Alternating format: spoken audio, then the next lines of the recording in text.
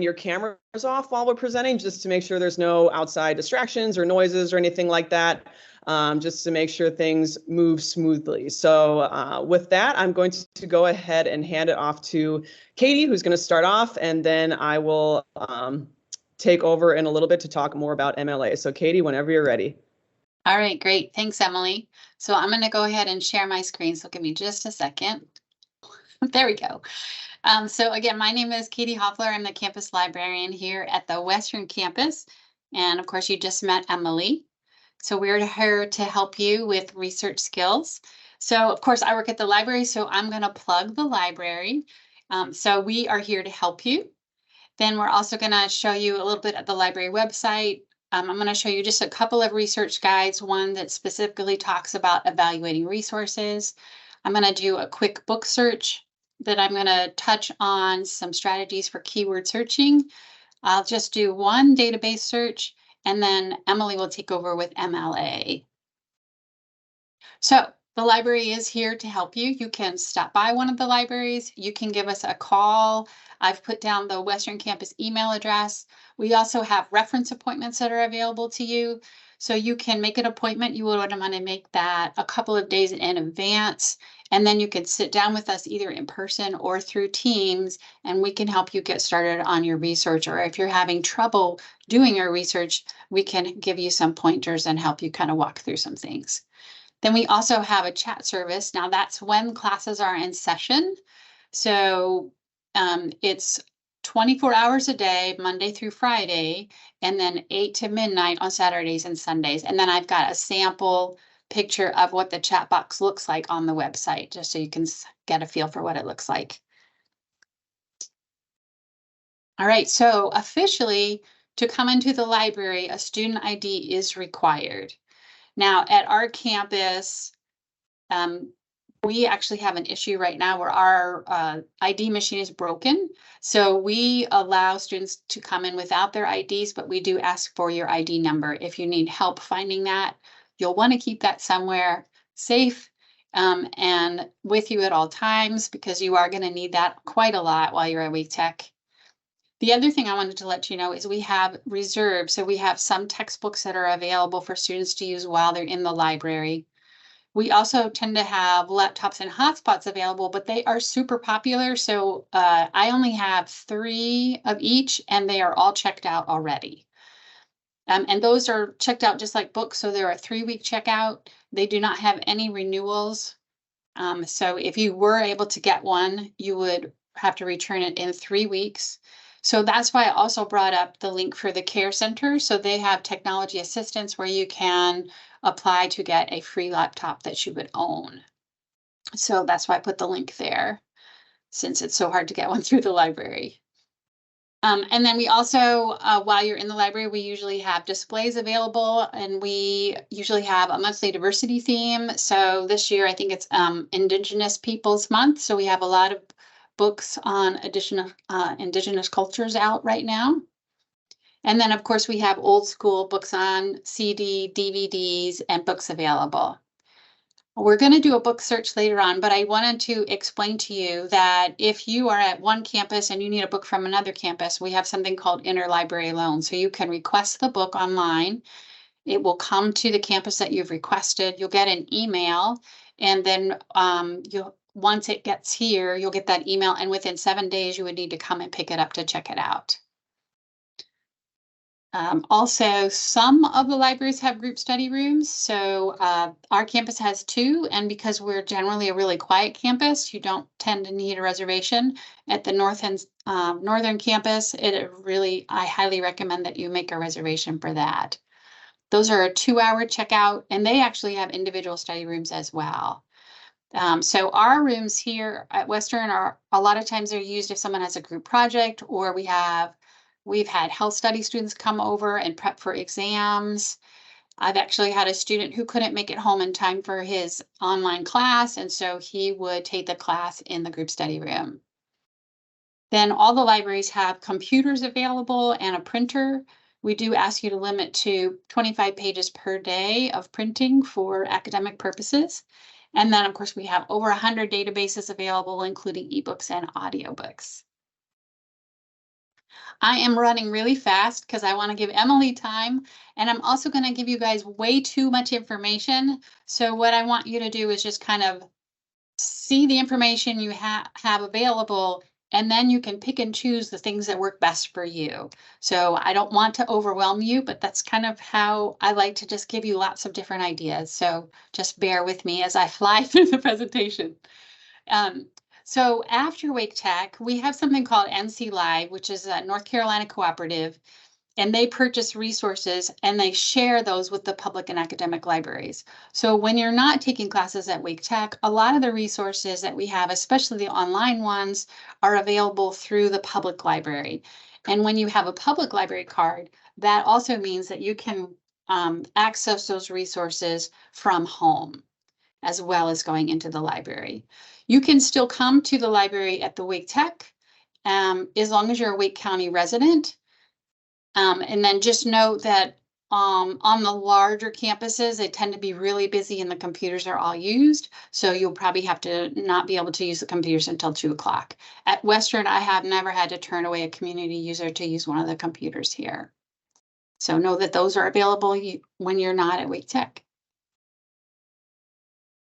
All right, so now I'm going to get off of this presentation and show you how to get to the library's website. All right, sorry, and I like to hum when I'm processing. So it's very easy to get to the site. You can always go to a browser and just type Wake Tech Libraries. But if you're on the Wake Tech site, there's this gray bar at the top, and the fourth word in says libraries. So it's nice and easy. And then I'm just going to give you a quick tour of our page. So one thing to note is we have a YouTube channel that has a bunch of small tutorials to help you out in different areas. So we have a keyword search one, we have requesting a book, and a whole section just going over databases as well. So when in doubt, if you don't remember anything else, this is a search bar that you can use. It searches a majority of the resources that we have available. So you can always use this. I don't like it as much. I feel like it's a little bit clunky. So I'm going to skip using that. But just know that when in doubt, you can use that and it's totally fine. We're going to do a find a book and more test. We'll search through one database. I'm going to show you a couple of research guides. This is if you really like the nitty-gritty, you can look at our policies and procedures. This is a link to that chat if you had questions. And then this is where you could schedule that appointment. Also, if you needed to contact a specific library, you can click here and get information to contact each specific library. We also have a link to our library hours. So like if you're wondering if we're open the day before Thanksgiving, you can take a look at this and it'll let you know that. All right, so now I'm going to go ahead and go to our research guides. So we're going to click on that. And it's a little bit busy. So first I'll just show you, here's that chat window that I was talking about. So you still have that available to you. And then these are guides that we've created for different classes or subjects. So just as an example, a lot of you are going to be taking English. So we click on this. We have some specifically for instructor, but we also have a general one. So here for English 111, you can see this is just a different shortcut to get to our resources. So this has some of the ebook collections that are available. You can search our catalog here. If you go to online resources, this is where it's nice because these are databases that are specifically recommended for English 111 students. All right, and these are really good. Opposing viewpoints is really good when you're doing like an argument paper or something like that. All right, and I forgot to set my alarm. Emily, I'm sorry, so I'll try to keep with my half hour. And then we just have some tutorials that we thought would be helpful to add on to there.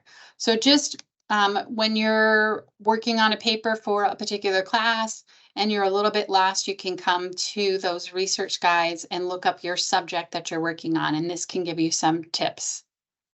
And then the one that I really wanted to show you is under library resources. It's about evaluating the resources. So it's called Finding Reliable News Sources. But if you can't remember the name of that, you can come here to the search bar and just type in fake news. So we'll go to the home page for that. And this is where it gets a little crazy, but I wanted to show you just different ways that you can evaluate resources.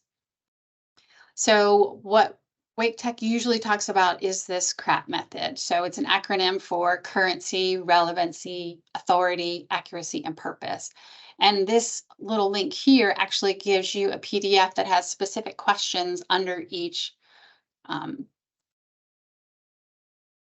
method of evaluating to help you figure out what you think about the resource that you're looking at and whether you feel that it's reliable or not. And so currency is pretty easy, right? You want to look at the timeliness of the article. And this, of course, is going to depend on the research that you're doing. So if you're doing something historical, maybe it's okay to have an article that's from the 1920s. Whereas if it's medical, you're going to want something that's going to be up to date. And when we're doing our searching for databases, there's a really easy way to limit your search so that it shows the most recent articles, and I'll show you where that is. Relevancy is really about the keywords that you use. So if you put in a keyword search and the articles that come up are not that relevant to what you're studying, then we need to kind of rethink those key terms. And that takes a little bit of brainstorming and also looking at the articles that do come up to see what words might work for you on your next search. Authority is really about who's written the article, where did you find the article? So if it's like on a website, if you find an article there, you'll want to find out about the website. And these authority, accuracy, and purpose, I feel like come together when you're looking at websites, because you want to know why that website exists.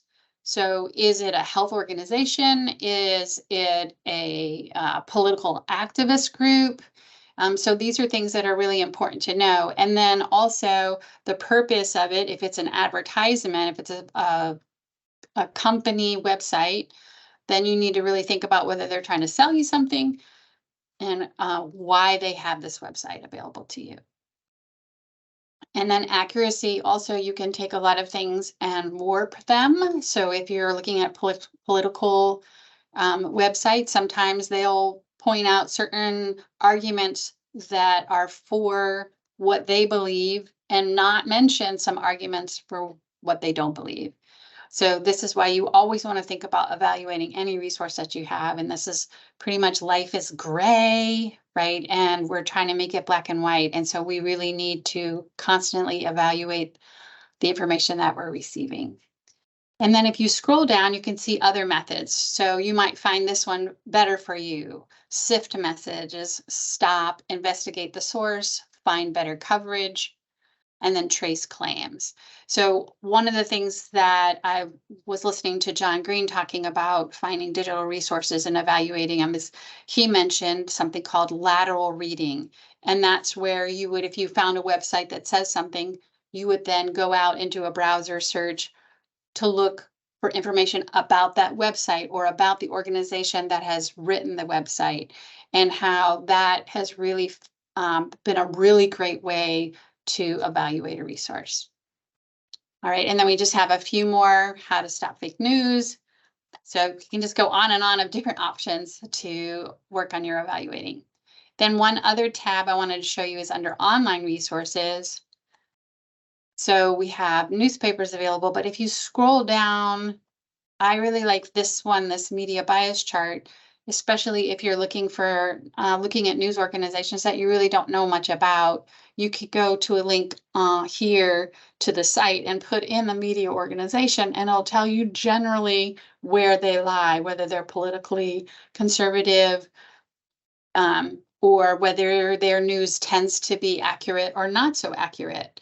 And again, we want to think about, you can have an organization that is doing a great job, but you can have a specific piece of news within that that's not doing such a great job. So you want to think about the organization, but you also want to think about the media that you're actually looking at right at that moment. So, and then this used to be a sponsored site. I don't know if it still is. So of course, as a sponsored site, they may have opinions that are showing on this. So you want to keep that in mind as well. All right, so that is a lot of information, I know. And now what I'm going to do is actually show you a book search. So I'm going to go back up to libraries. And we're going to click here and do a book search. Now we share this system with other community colleges within the state. So it nicely automatically just looks at all the Wake Tech libraries when you're doing your search. So it's nice and easy. All you need to do is put in what you want. So I was just going to do social media.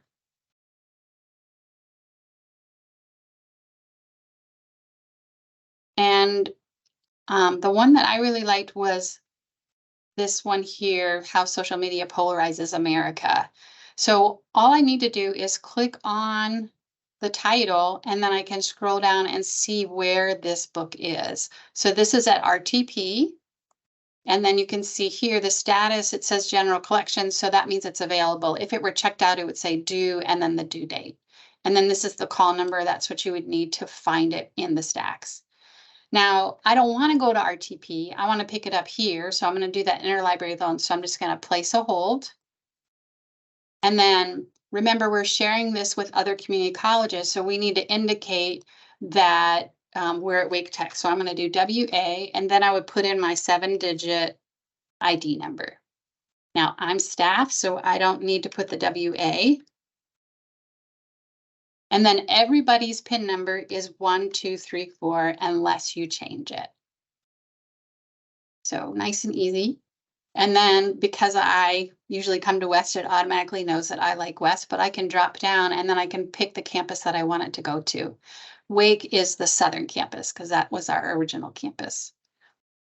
And then you would just click place hold, and then you would get that email when it gets to Wake West Library, and you'd have a week to come and pick it up. Now, I'm not going to push place hold because then they're going to try to send me that book, but you get the idea. Then I wanted to also show you, if you have a topic that you're not able to find that much from the Wake Tech libraries, you can search the other community colleges. So one of the things that I know one of the other community colleges has is animal husbandry. So I'm just going to put in husbandry here.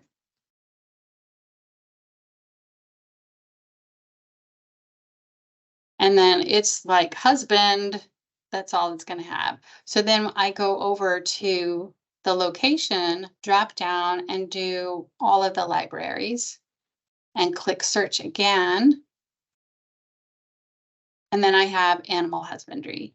And so I can do the same thing where I can click on the title and see that this is at Sand Hills and go ahead and place a hold. Now these are going to take longer to get here. So that's one of the reasons that I always encourage you when you have a research project to start early, get your resources together, and then you have time to evaluate them and work with them. So that's how we would search for a book. Then I'm going to go back to the presentation and we're going to slide through a little bit here.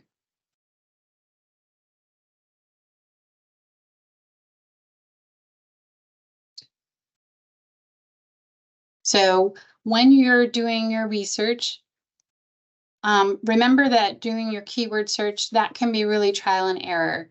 And I think you've already realized that when you're shopping or going online and asking questions, sometimes you'll get answers that really just don't fit with what you're looking for.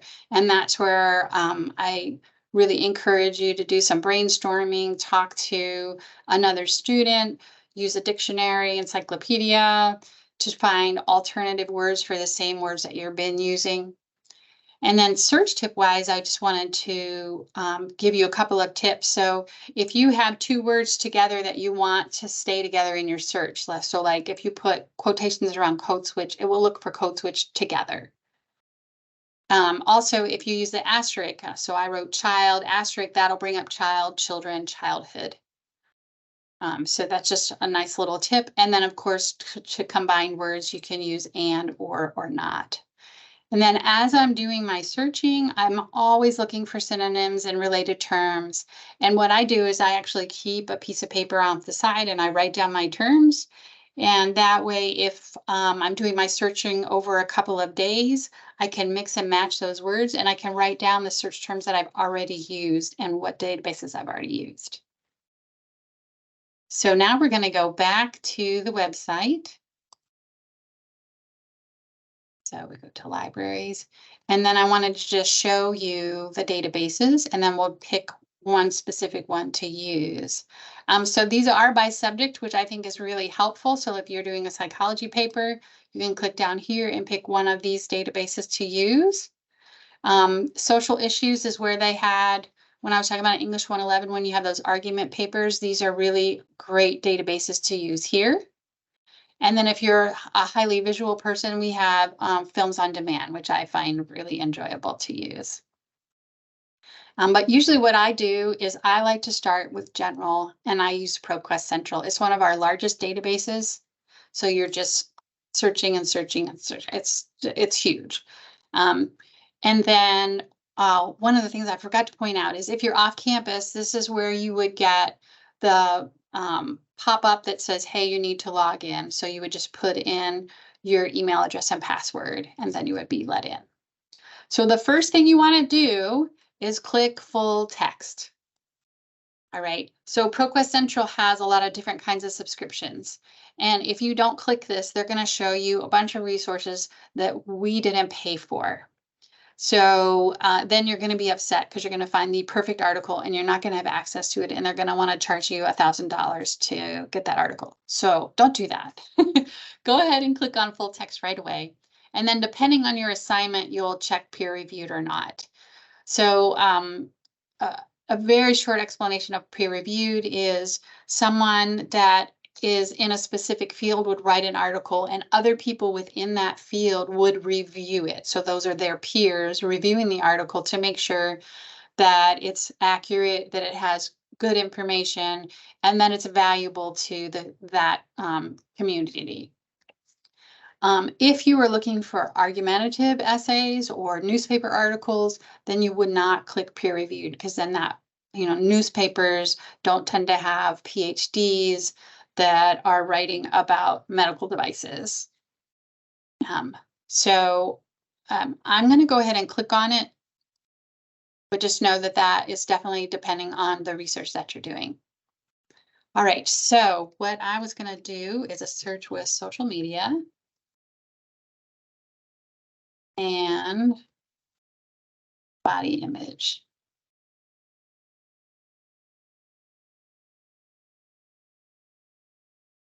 All right, and then this is those limiters that are on the side, so you can filter what you want to look at. So we already have full text and peer review checked off. And then this is where we can move this so that we have articles that are more recent. So the date range, I update it. And then you can see here, these are articles from the last 3 years. There are a few other limiters. I don't use them as much, but sometimes I'll help someone with education, and they'll want to know about education in the United States. It doesn't always work 100%, but you can click on here and it will help weed out some of the education things about in UK or in Africa or things like that. It doesn't always work, but it can help some. All right, so one of the articles that I thought was really good was this one here, Impact of Social Media on Self-Esteem and Body Image. So I just click on the article and then I can see the article itself. So here's another big point is if you're in doubt, you like the article, you're not really sure about it yet, go ahead and save it. So our subscriptions, the article subscriptions change. So in 3 weeks, there's a small possibility that you won't have access to this, or you will have forgotten which database you found it in, and you'll spend 2 hours trying to find it again. So just go ahead and save the document. All right, the other thing I wanted to just explain to you real quickly is this actually has a little bit of information about the people that wrote the article so that you can see, this guy works at a hospital in psychiatry, just for evaluative purposes. And then it also shows that it's a scholarly article. So it's nice and easy. You can just click here to download. And then I don't know if you saw, but up here, you could see where it shows the download here. All right. And the other thing that I would do is go ahead and click on Cite. And then depending on your course, whether you need an APA or MLA, you have that citation. You can copy it and paste it so that you have that available. And then, of course, you want to verify that everything is correct on that. So 3 things that I want you to take away big time are the library is here to help you. And you saw the many different ways that you can reach out to us if you need any assistance. Then save the articles once you find them and get that citation. And then Emily, I'm ready for you to take over. So I will stop sharing my screen as soon as I figure that out.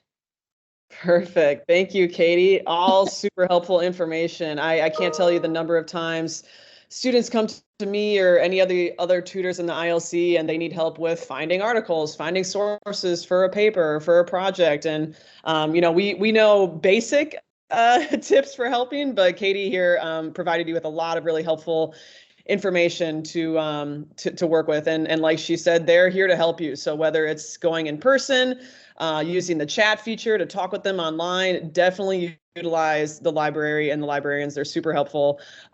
So yeah, now we're going to transition over into now talking about MLA formatting and MLA documentation. So I'll go ahead and share my screen. I'll get that going on here. Hopefully it'll work just fine. Okay, so it should say working with sources. It's a little PDF here that you should hopefully be able to see. I'm assuming everybody can. I'm not hearing that they can, which is great. Okay, yes, perfect. I can see it. Okay, awesome. Thank you. So first, there's kind of 3 main questions that we want to answer first when it comes to MLA documentation. And APA is another way that you can document sources that you might have heard of or maybe even have experience with. At Wake Tech, though, I would say MLA is the primary one that we're going to use for a lot of English classes, especially, communications, things like that. I do know specifically some psychology courses will use APA.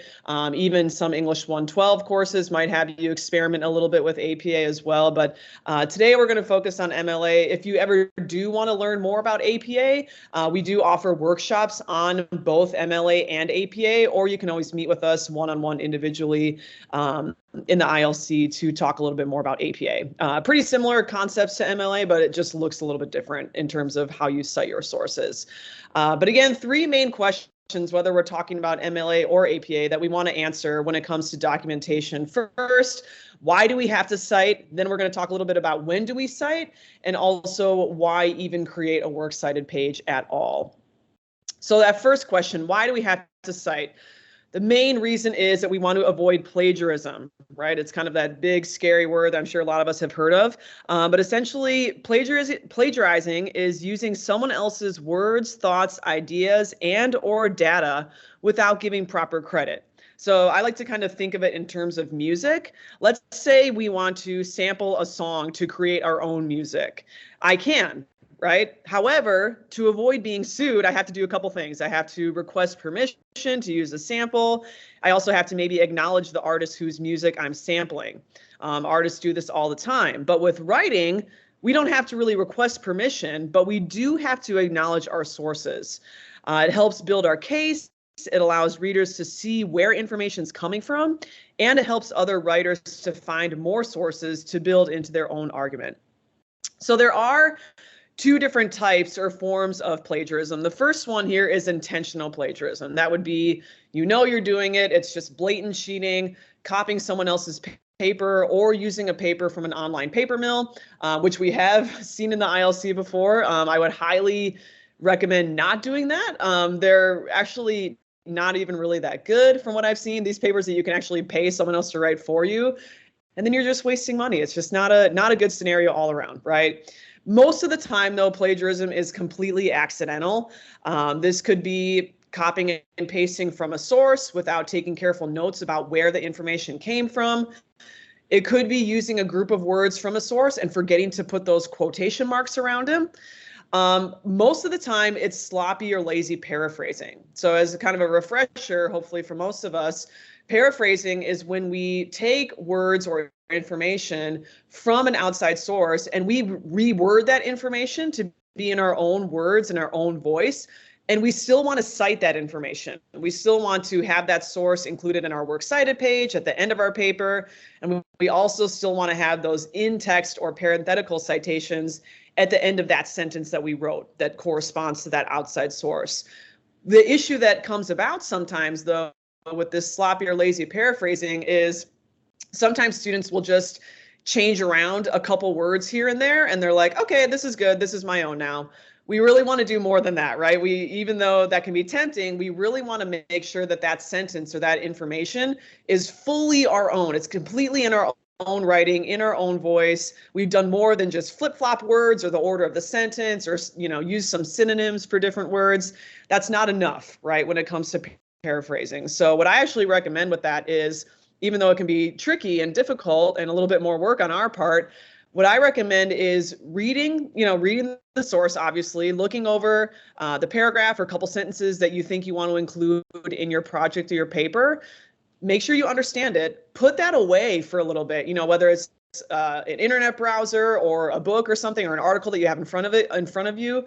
Put it away completely. Try to then rewrite that information from your perspective, from your voice, in your own words, and then go back, obviously, and make sure, read and make sure that you've said the accurate thing. But that kind of gets you away from relying so much on that source and just like looking at it and looking at your paper back and forth, like, okay, let me swap out this word and swap out that word. That I think is a really good method to make sure that our paraphrasing is different enough than that original source. Okay. So again, here, not to scare anybody, but it's good to talk about plagiarism, to know what it is, what it looks like, and how to avoid it, right? So next question that kind of goes along with that is, when do we cite? When do we have to actually cite? We do not have to cite your own original thoughts and common knowledge. So this is kind of a tricky one.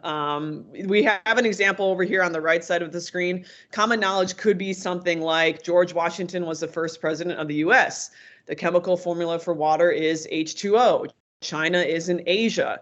These are all facts that the average person ideally should know about. A lot of times, though, questions come about where students are like, well, how do I know if something's common knowledge? Or maybe it's common knowledge to you, right?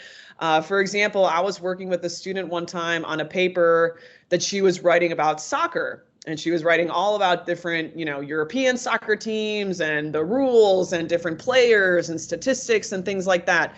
To her, that was all common knowledge. She loves soccer. She's an expert on it. She knew a ton of information on it.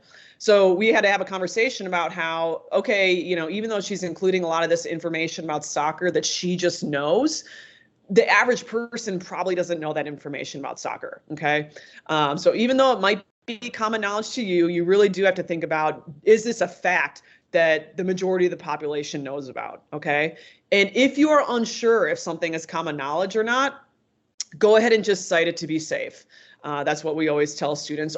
Or you can meet with us in the ILC and we can help you to determine if that piece of information needs to be cited or not. But again, when in doubt, if something isn't common knowledge or not, go ahead and just cite it to be safe.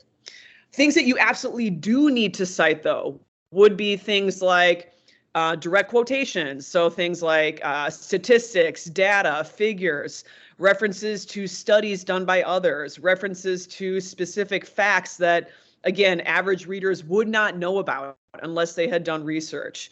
And then anyone's original thoughts or ideas that are not your own, even if you put them in your own words. So that's that paraphrase information that we talked about earlier.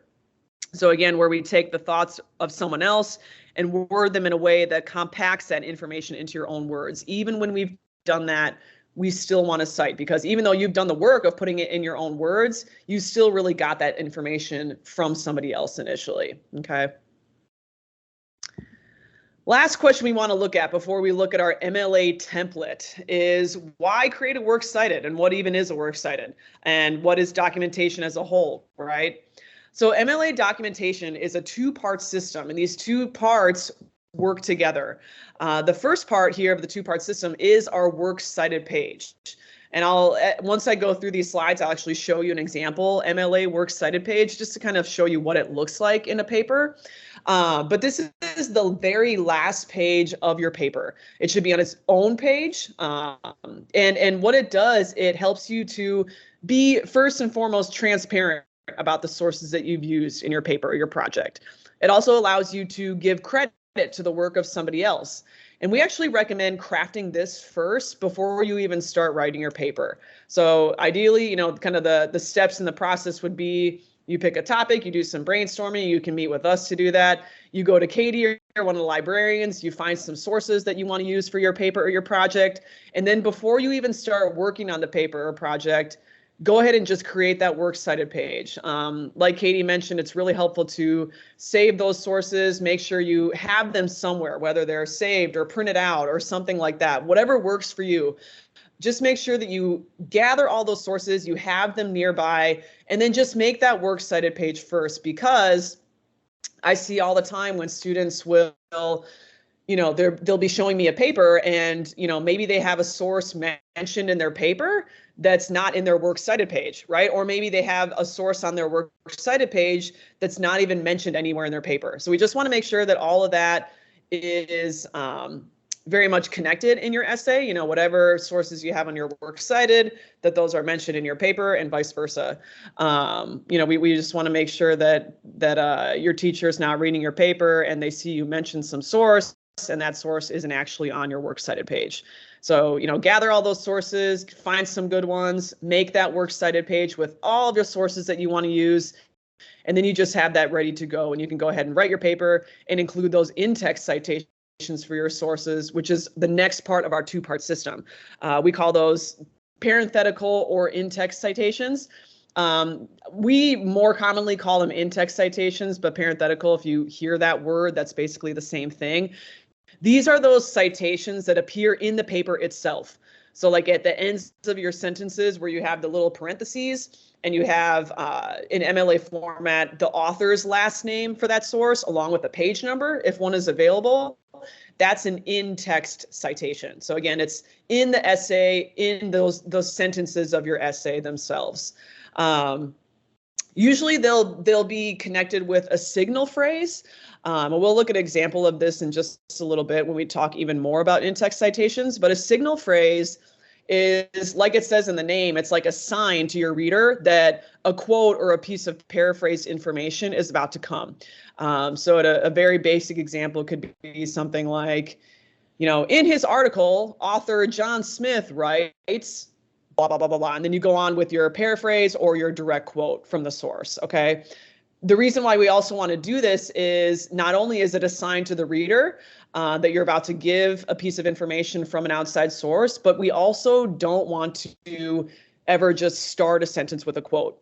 You might hear teachers refer to those as drop quotes or plop quotes.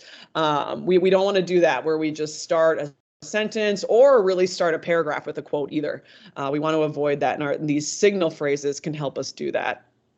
In-text citations also, if you look at our second bullet point here, they can help show where information originates from. And again, they point directly to your works cited page. So those in-text citations should be directly corresponding and connected to the sources that are listed out on your works cited page. So let's take a little bit a look into now what those works cited entries on that works cited page actually look like. And to help us do that, we can look at the MLA template. And I know this says MLA 8 here. I know we're on MLA 9. There honestly, the reason why we haven't updated this is there aren't a whole lot of different changes for MLA 9. I actually was reviewing it before this presentation. Some of the big ones are like, for seasons, before with MLA 8, you had to capitalize summer of 2023, and now you don't have to. Just little things like that. So really, the main core components are the same. I wouldn't worry too much about that. If you have specific concerns about that, you can meet with us one-on-one about it. But for the purpose of today, we're going to be looking at this template here. And what I'll say also is I'm not expecting anyone here to memorize this template or memorize the order of the different components of the template on the right here in this list. I don't even think that a lot of the tutors in the ILC, myself included, have this memorized. We actually have a ton of helpful handouts that will show you how to cite different sources in MLA format, like books, articles, websites, and I'll include those in the chat. But the reason why I like to go over this with people is I think it's helpful to just know what all this stuff means. I think a lot of us are familiar with authors, right? We generally know how to find the author and what that looks like. But what about containers? What about other contributors? Number 4 here. What about version and number? So we're going to be looking over what these different things mean. And also what's really nice is, I'm not sure if Katie mentioned this or not, but in ProQuest and in a lot of the different databases that you can use to find your sources, they'll actually help cite for you. So again, you really don't have to have this template memorized because you can use, you can use us in the ILC for help. You can use the citations that are provided to you by ProQuest or other databases, but it's still good to just be aware to check over. A lot of those citation generators aren't always the most accurate, and to just know what all this stuff means, right? So let's go over what these different elements of the template are. So first and foremost, probably the easiest one here to start with is the author. And this is what we're going to start with regardless of whatever kind of source we have, whether it's a book or an article or a website. We're going to start with that author. And what I also do want to mention is the nice thing with MLA compared to APA, for example, is in MLA, if you are missing one of the items from this template here on the right, you just skip it and go on to the next thing. So like, for example, a lot of internet articles don't have authors listed. If that's the case, then you just go on to, you start with number 2, the title of your source, okay? Which is going to change things a little bit than with your in-text citation, right? And we'll talk about that more in just a bit. But if there's an author available, that's what we're going to start with for our works cited entry. And you'll notice here too that both elements have a period on this page, the author and the title of the source. Really pay close attention to, where there's a period, where there's a comma after all these different elements of the template. Titles have 2 formats. Shorter works like essays or chapters are going to have quotation marks around them. Longer works like books or films are going to be italicized. Okay, so that's kind of the short and sweet of authors and titles here.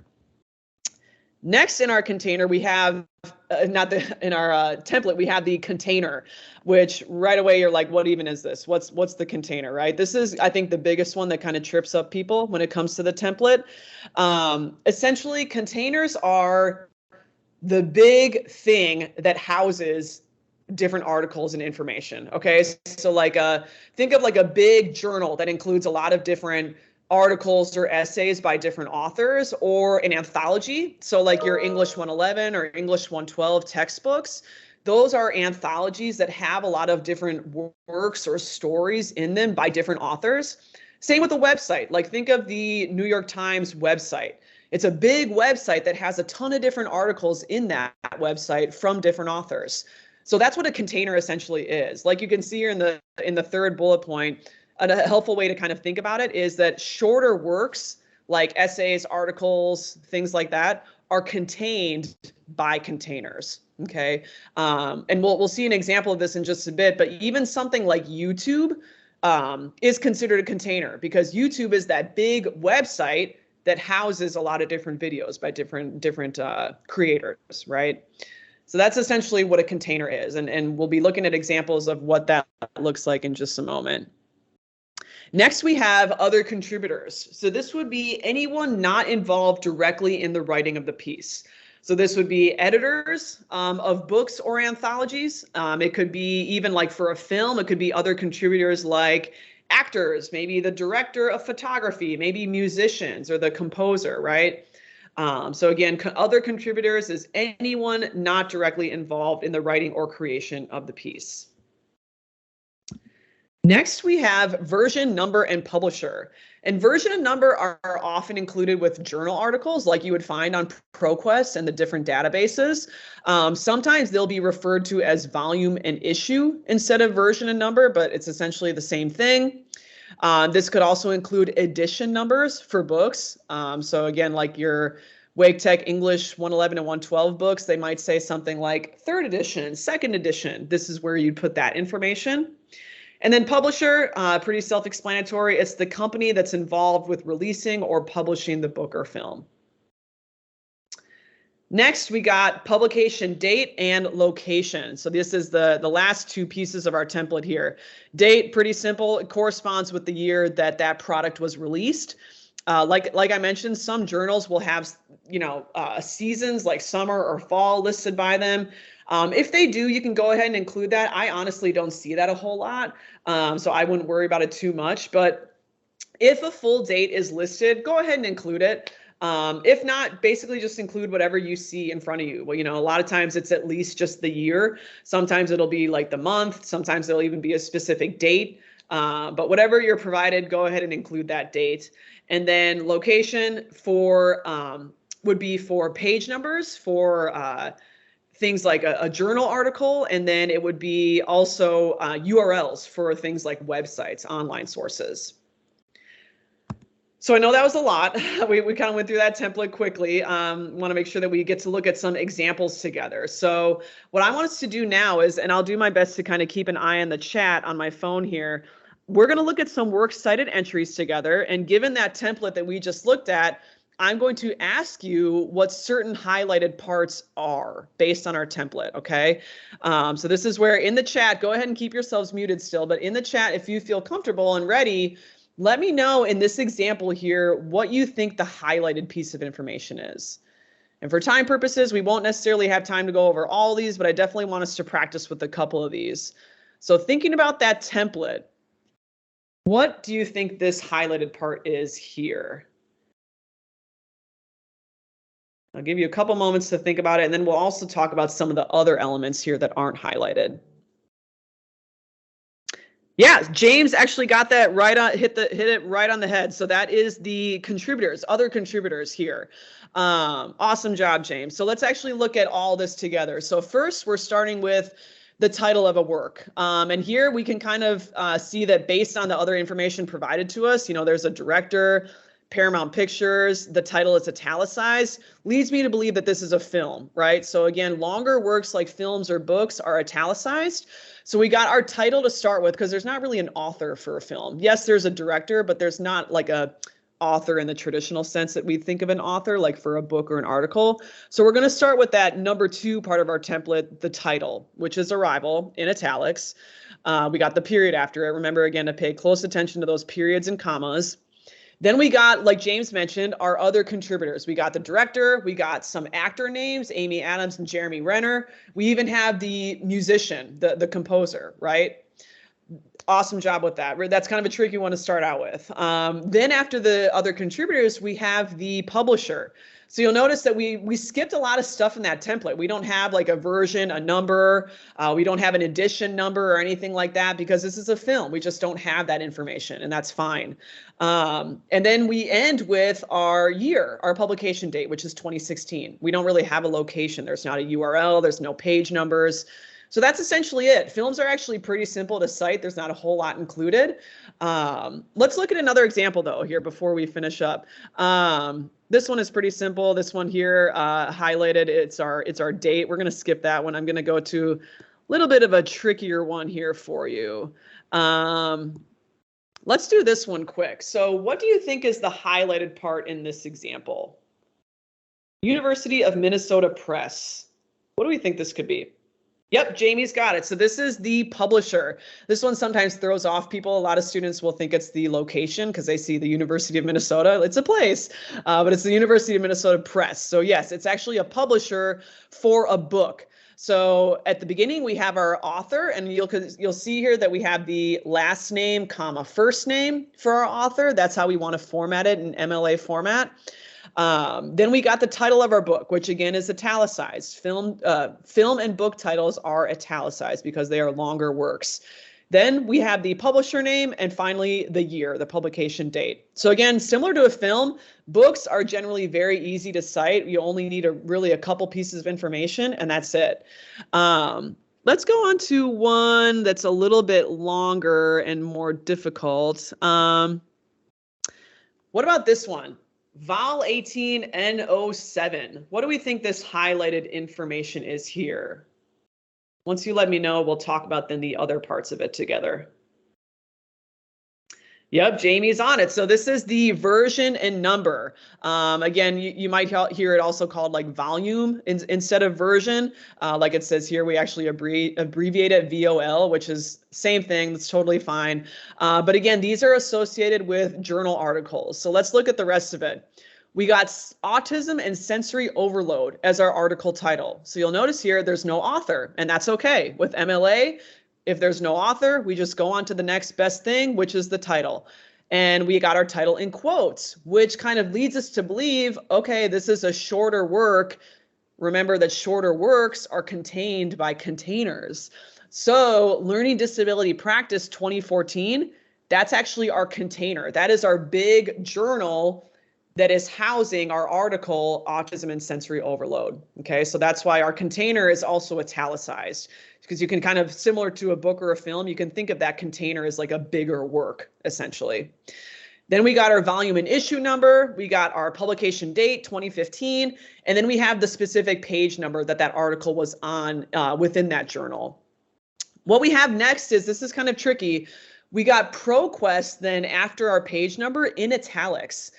And the reason why is we can almost think of ProQuest here as like another container. So yes, our article, Autism and Sensory Overload, is in that bigger journal, Learning Disability Practice, but that's all also housed within ProQuest, okay?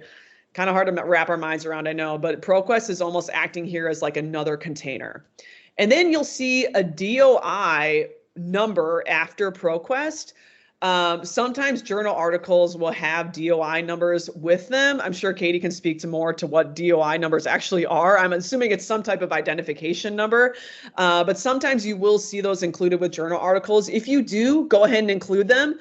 If not, then go ahead and just include the regular URL in the search bar. That works as well. So we do have a couple more of those that you guys can kind of take a look at and practice with on your own time. We're not going to go through them today, just so we can make sure that we open it up for questions and things like that on your end. I do want to touch again a little bit on a little bit here with the in-text citations again briefly. I said that we would come back to this. Typical format for in-text citations here, it says, this is just a kind of a silly example. The author states something profound. So here our signal phrase, like what we mentioned before, our sign to the reader that a quote is coming would be the author states, right? We don't want to just start a sentence with a quote.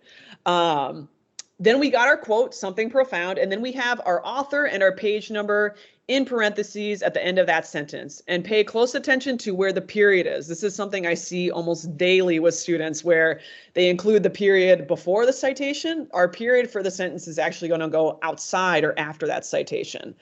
There are going to be variations to this, of course. Websites obviously have no page numbers. A lot of sources won't have page numbers.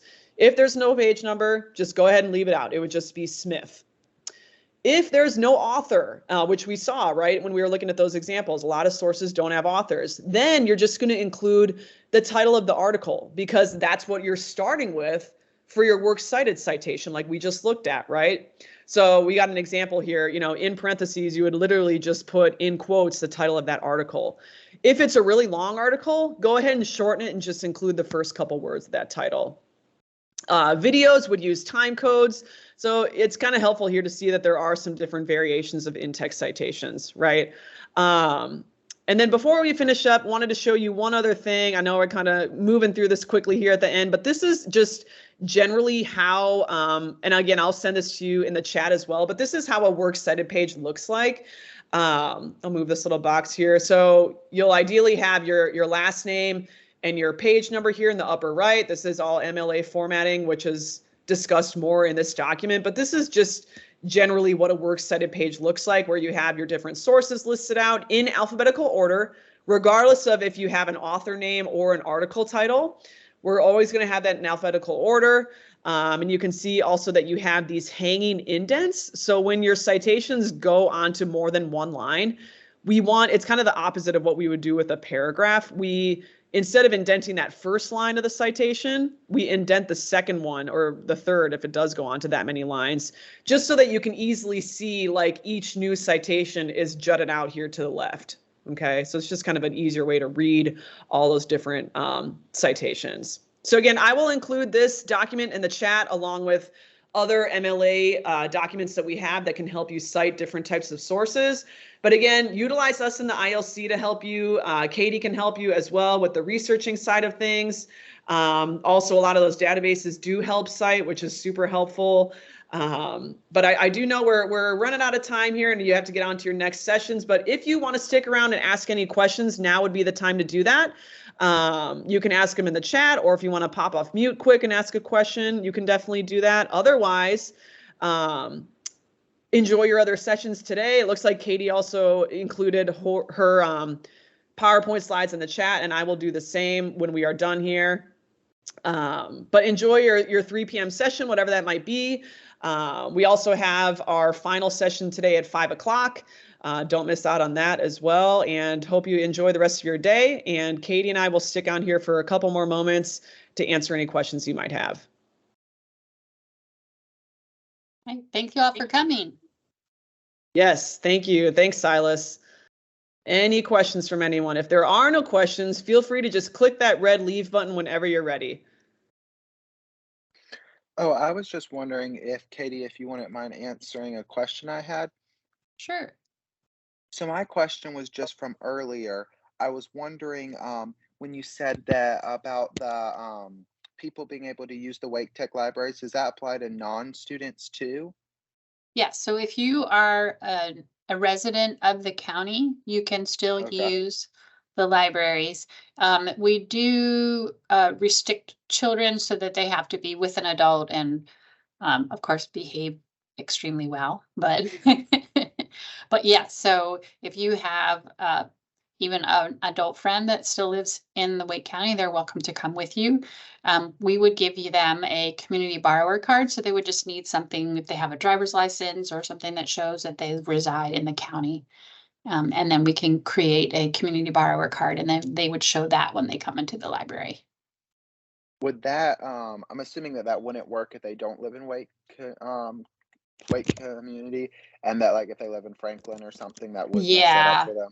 Okay. officially then they would not be allowed because the colleges are paid through county taxes part of it. We then allow county residents in. All right, cool. Thank you very Okay. much. You're welcome. I appreciate the whole presentation again, so thank you very much. All right, thank you. Thanks, You Silas. too.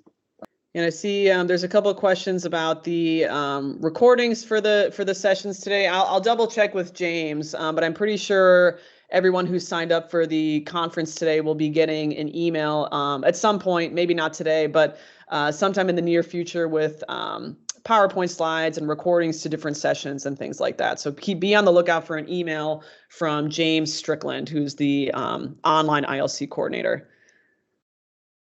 And I'll share my slides there as well. Perfect. All right, I'm going to stop the recording.